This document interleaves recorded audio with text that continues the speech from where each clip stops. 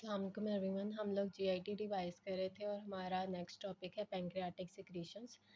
Pancreas का एक endocrine portion होता है जो कि इंसुलिन और ग्लूकागोन रिलीज़ करता है, और एक एक्सोक्राइन है जो 90% होता है और ये जो एंजाइम्स रिलीज़ करता है जो कि फूड की न्यूट्रलाइजेशन और डाइजेशन के करवाता है। अब इसमें डिफरेंट एंजाइम हैं, उनमें सबसे पहले है अल्फा माइलेज जो कि कार्बोहाइड्रेट डाइजेशन करवाता है, लाइपेज लिपिड्स की, और प्रोटीजेज जो है प्रोटीन की। अब पैंक्रियाज का अपना स्ट्रक्चर है, उसमें भी कार्बोहाइड्रेट और लिपिड्स और प्रोटीन्स होते हैं। तो इसको ऑटोफेगी से बचाने के लिए ये एज प्रो एंजाइम यानी इनएक्टिव फॉर्म में जो है वो रिलीज़ होते हैं, ट्रिप्सिन और काइमोट्रिप्सिन यानी कि प्रोटीएजेस, और साथ में ये एंजाइमोजन ग्रेन्यूल्स में इनको स्टोर किया जाता है ताकि ये अपनी ऑटोफेगी ना करें।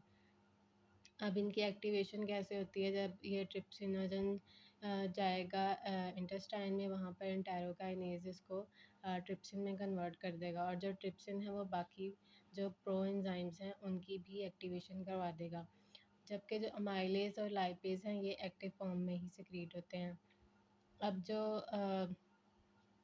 जो इसमें सोडियम और पोटाशियम है ना पैंक्रियाटिक सिक्रीशन में, वो सेम होता है एज प्लाज्मा, लेकिन क्लोराइड और बाइकार्बोनेट जो है वो पैंक्रियाज के फ्लो रेट पे डिपेंड करते हैं। यानी कि जब हम खाना खाते हैं तो उसकी डाइजेशन करने के लिए, उसको न्यूट्रलाइज करने के लिए हमें ज़्यादा बाइकार्ब चाहिए होता है। जब पैंक्रियाज का फ्लो रेट ज़्यादा होता है ना, तो बाइकार्ब जो है ये जो डक्टल सेल्स हैं पैंक्रियाज के, वहाँ से बाइकार्ब जो है रिलीज़ हो रहा है और इन एक्सचेंज ऑफ क्लोराइड। तो पैंक्रियाटिक सिक्रीशन में क्या होगा, हाई फ्लो रेट में बाइकार्ब ज़्यादा हो जाएगा और क्लोराइड कम हो जाएगा, और हाई लो फ्लो में इससे ऑपोजिट हो जाएगा। उसके बाद कार्बोहाइड्रेट एब्जॉर्प्शन है। अब एंटेरोसाइड जो है वो सिर्फ मोनोसाइड्स को ही एब्जॉर्ब करते हैं, ग्लूकोज, गैलेक्टोज और फ्रुक्टोज को थ्रू डिफरेंट चैनल्स। अब ये एंटेरोसाइड की बेजोलेटरल मेम्ब्रेन है और ये है उसकी एपिकल मेम्ब्रेन। एपिकल मेम्ब्रेन पे जो है सोडियम ग्लूकोज ट्रांसपोर्टर है और ग्लैड 5 है, ठीक है। यहाँ से क्या होगा, ग्लूकोज और गैलेक्टोज अंदर आएगा और 5 से जो है फ्रुक्टोज अंदर आएगा वाया फैसिलिटेटेड डिफ्यूजन, और ये एमसीक्यूज़ है। और ये जो दोनों हैं ये बेजोलेटरल सरफेस के थ्रू वहाँ पर ग्लैड 2 ट्रांसपोर्टर होगा, उसके थ्रू ये ब्लड में चले जाएंगे। इसके अलावा एक डीज़ाइलोज टेस्ट होता है। इसमें क्या होता है कि अगर स्मॉल इंटेस्टाइन की जो है वो वॉल डिस्ट्रॉय हो जाए तो ये जो कार्बोहाइड्रेट्स हैं इनकी एब्जॉर्प्शन सही नहीं होगी और इनका यूरिन में और ब्लड में लेवल जो है वो कम हो जाएगा। तो इसका मतलब होगा कि एबनॉर्मल डीज़ाइलोज टेस्ट है, और ये एबनॉर्मल होता है सीलियक डिजीज़ में, जबकि पैंक्रियाटिक इंसफिशेंसी में जो है ये नॉर्मल होगा क्योंकि इसमें म्यूकोज़ल का कोई डैमेज नहीं होगा। उसके बाद आ जाती हैं विटामिन और मिनरल की एब्जॉर्प्शन। अब इसमें जो है एक एमसीक्यू आता होता है कि विटामिन बी 12 की जो है वो डेफिशिएंसी का एमसीक्यू आता है कि क्योंकि विटामिन बी 12 ने टर्मिनल आइलियम में एब्जॉर्ब होना होता है, अगर उसकी रिसेक्शन हो जाएगी तो बी 12 की डेफिशिएंसी हो जाएगी। इसमें भी दिखाया हुआ है कि बी 12 अंदर आया और इंट्रिंसिक फैक्टर ने उसको टर्मिनल आइलियम में एब्जॉर्ब करवा दिया। और ये भी एमसीक्यूज़ आते हैं कि आयरन जो है Fe+2 की फॉर्म में ड्यूडेनम में अब्जॉर्ब होता है, और जो फोलेट है वो स्मॉल इंटेस्टाइन में अब्जॉर्ब होता है। उसके बाद है Peyer's patches. Peyer's patches encapsulated lymphoid tissue होते हैं आइलियम में। इसमें एम सेल्स होते हैं जो कि प्रेजेंट करते हैं एंटीजन्स को टू इम्यून सेल्स। अब इसके टर्मिनल सेंटर में जो बी सेल्स होते हैं वो आईजीए सिक्रीटिंग प्लाज्मा सेल्स बनाते हैं, और उसके बाद जो आईजीए है ना वो डील करती है सारे इंट्राल्यूमिनल एंटीजन्स के साथ, और इसको हम इंट्रा गट एंटीबॉडी भी कहते हैं आईजीए को।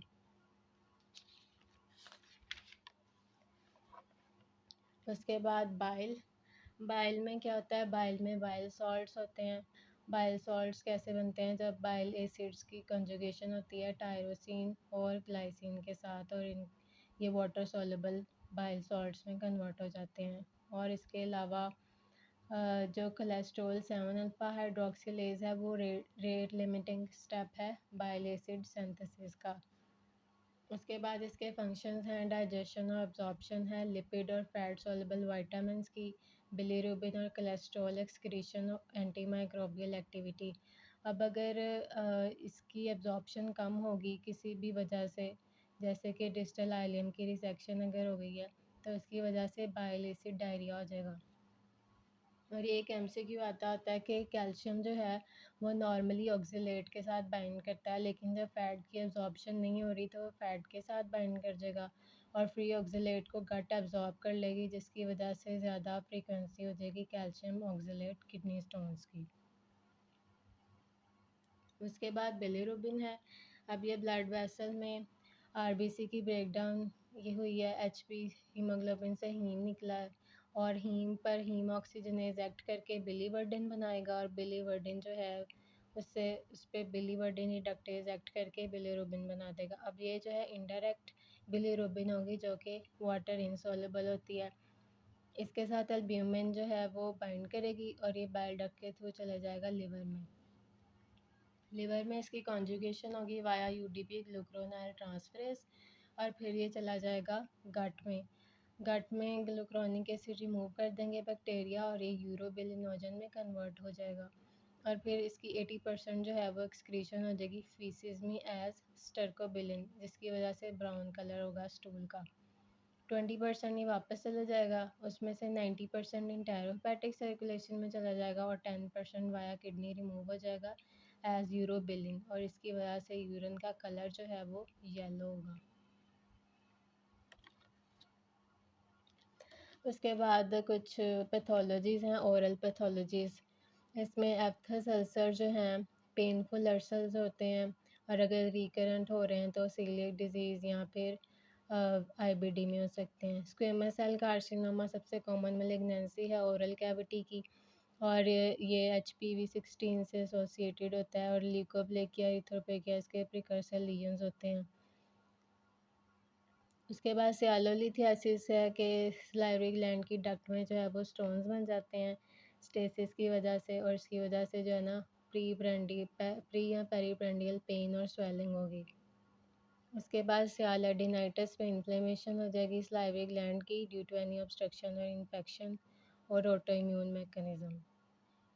और इसमें जो इन्फेक्शन है वो मम्प्स का इम्पोर्टेंट होता है, इसके साथ जो है वो एसोरियस भी हो सकता है। उसके बाद ट्यूमर्स हैं, मोस्टली जो बिनाइन है वो पैरोटिड में होते हैं और सब मैंडिबुलर और सबलिंगुअल के जो हैं वो मेलिग्नेंट होते हैं। और अगर फेशियल पेन या पैरालिसिस है, इसका मतलब है कि सजेस्ट करता है कि मेलिग्नेंट इन्वॉल्वमेंट हो सकती है। उसके बाद इन ये भी तीनों एमसीक्यूज़ में आते हैं कि जो प्लियोमॉर्फिक एडिनोमा है ये most common salivary gland tumour है। उसके बाद जो वार्थिन है ये बिनाइन सिस्टिक ट्यूमर है और ये स्मोकिंग जो करते हैं ना उनमें होता है। और जो म्यूको एपिडर्मोइड है ये मोस्ट कॉमन मेलिग्नेंट ट्यूमर है। उसके बाद एक लेजी आ जाता है जिसमें कि लोअर एसोफेजियल स्फिंक्टर जो है रिलैक्स नहीं कर पाता, उसकी वजह से एक्लेजिया हो जाता है और इससे एसोसिएटेड है चगास डिजीज़।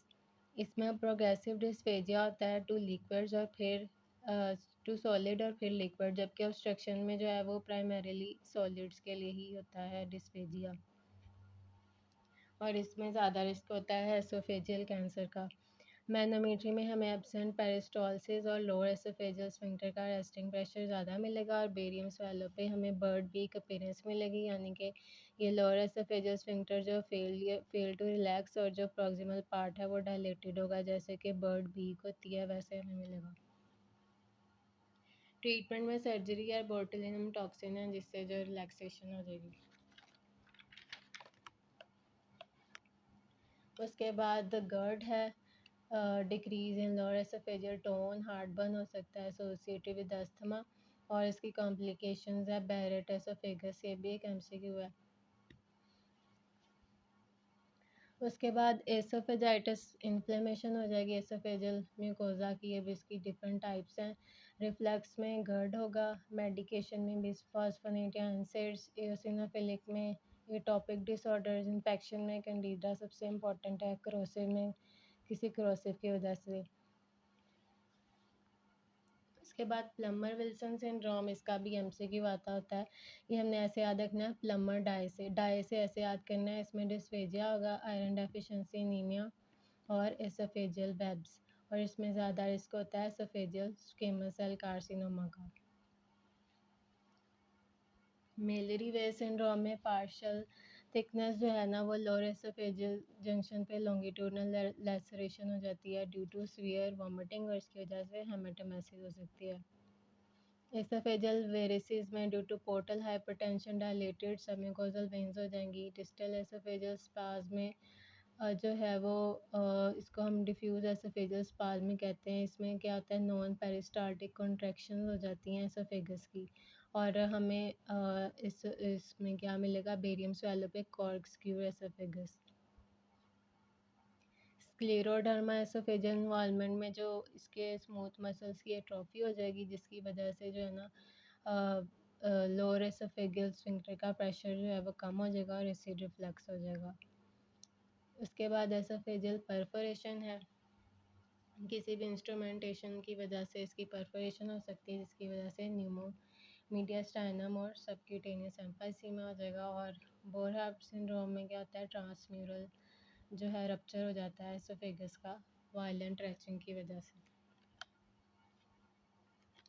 उसके बाद बैरेट एसोफेगस में क्या होता है कि जो नॉर्मल लोअर यहाँ पर होते हैं non keratinised stratified squamous epithelium, उनकी जगह आ जाते हैं intestinal epithelium in the distal oesophagus. ये गर्ड से एसोसिएटेड होता है और इसमें ज़्यादा रिस्क होता है एसोफेजियल एडिनो कार्सिनोमा का, और ये भी एमसीक्यू आता है।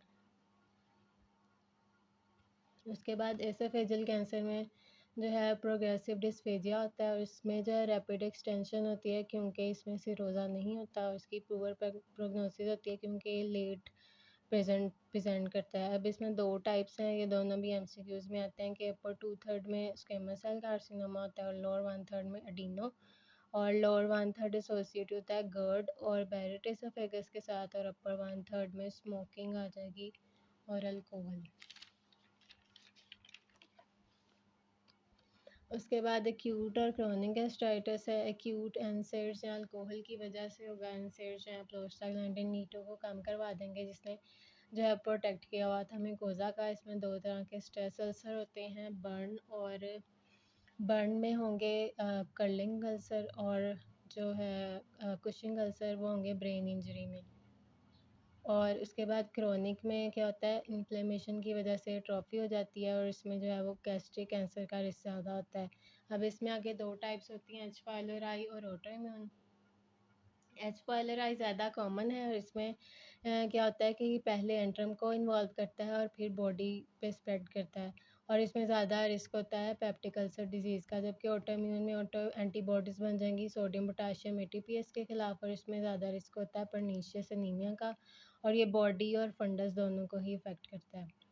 मेनिंजाइटिस डिजीज़ में हाइपरप्लेजिया हो जाती है म्यूकोसा की, जिसकी वजह से एसिड प्रोडक्शन कम हो जाती है, और ये एक प्री कैंसर कंडीशन है। इसको हमने वेव से याद करना है। इसमें weight loss, anorexia, vomiting, epigastric pain और एडीमा होगा प्रोटीन लॉस की वजह से। उसके बाद गैस्ट्रिक कैंसर, सबसे कॉमन गैस्ट्रिक एडिनोकार्सिनोमा होता है, लेट प्रेजेंट करता है, और इसकी मेटास्टेसिस जो है वो लिवर में और लिम्फ नोड्स में होती है। इसका हमने वेपन से याद करना है, weight loss, early satisfactory, abdominal pain, obstruction और एक्यांथोसिस नाइग्रिकेंस। अब आगे दो टाइप्स हैं, इंटेस्टाइनल वेल डिफरेंशिएटेड है और एसोसिएटेड होता है एच पाइलोराई नाइट्रोसामिन के साथ, और जो डिफ्यूज़ है वो अनडिफरेंशिएटेड होता है ड्यू टू ई किडहेरिन म्यूटेशन। उसके बाद जो ये लिम्फ नोड्स में इन्वॉल्व करता है, उसमें इसके डिफरेंट नेम्स हैं। जो लेफ्ट सुप्राक्लेविकुलर नोड है उसको हम विर्को नोड्स भी कहते हैं, उसमें जब मेटास्टाइज हो जाता है तो इसको हम कहते हैं ट्राइजियर साइन। अगर ये ओवरीज में स्प्रेड कर रहा है बायलेटरली, इसको हम कहते हैं क्रूकनबर्ग ट्यूमर। अगर ये पेरियम्बलाइकल एरिया में स्प्रेड कर रहा है, हम इसे कहते हैं सिस्टर मैरी जोसेफ नोड्यूल। और अगर ये रेक्टो यूट्राइन पाउच में स्प्रेड कर रहा है तो हम इसे कहेंगे ब्लूमर शेल्फ। उसके बाद पेप्टिक अल्सर डिजीज़ में गैस्ट्रिक और ड्यूडिनल में डिफरेंस है। इसमें ये याद रखना है कि ये मील से इसकी पेन ज़्यादा होती है और इसकी कम होती है, क्योंकि जब हम खाना खाएँगे तो एसिड सिक्रीशन ज़्यादा होगी और पेन ज़्यादा होगी, और दोनों में ही एच पाइलोराई होता है। इसमें 70%, इसमें 90%, इसमें म्यूकोज़ल प्रोटेक्शन कम होगी और इसमें साथ-साथ गैस्ट्रिक की सिक्रीशन भी ज़्यादा हो जाएगी। इसमें अदर कॉज़ में एनसेड्स हैं, इसमें ज़ोलिंगर एल्सन है, और इसमें ये भी बात याद रखनी है कि गैस्ट्रिक जो है वो एसोसिएटेड होता है मैलिग्नेंसी के साथ। इसलिए हमने इसमें जो है ना वो मार्जिन्स की बायोप्सी करनी होती है, और ये जनरली बिनाइन होता है। आगे इसकी कॉम्प्लिकेशंस हैं। हेमरेज है सबसे पहले, स्टमक में भी हो सकता है और ड्यूडेनम में भी। पोस्टीरियर ज़्यादा कॉमन है as compare to the anterior, और सबसे कॉमन कॉम्प्लिकेशन है। और इसमें भी जो 2 एमसीक्यूज़ आते हैं कि अगर लेसर कर्वेचर ऑफ स्टमक पर जो अल्सर रप्चर कर जाए तो ब्लीडिंग होगी लेफ्ट गैस्ट्रिक आर्टरी से, और अगर पोस्टीरियर वॉल ऑफ ड्यूडेनम पे अल्सर रप्चर करेगा तो ब्लीडिंग होगी गैस्ट्रोड्यूडेनल आर्टरी से। उसके अलावा ऑब्स्ट्रक्शन हो सकती है और परफोरेशन हो सकती है, और परफोरेशन जो है वो एंटीरियर ज़्यादा कॉमन है। इसकी वजह से न्यूमोपेरिटोनियम होगा, एयर अंडर डायफ्राम, और शोल्डर में रेफर्ड पेन होगी via irritation of phrenic nerve. उसके बाद है एक्यूट जो है ब्लीडिंग। इसमें हमने लिगामेंट ऑफ टेट्स की अटैचमेंट याद करनी है कि ड्यूडेनो जेजिनल जंक्शन से लेकर राइट क्रस्ट ऑफ डायफ्राम तक अटैच होता है ये लिगामेंट। अगर इससे प्रॉक्सिमल ब्लीडिंग है तो वो अपर जीआई है, और इससे डिस्टल है तो वो लोअर जीआई है, और अपर में हेमेटोमेसिस मेलिना होगा और लोअर में हेमेटोकेजिया होगा, और अपर जो है उसमें पेप्टिक अल्सर डिजीज़ या वेरिसियल हेमरेज हो सकता है, और लोअर में हेमराइड्स या फिर आईबीडी हो सकता है या फिर एनल फिशर। Thank you.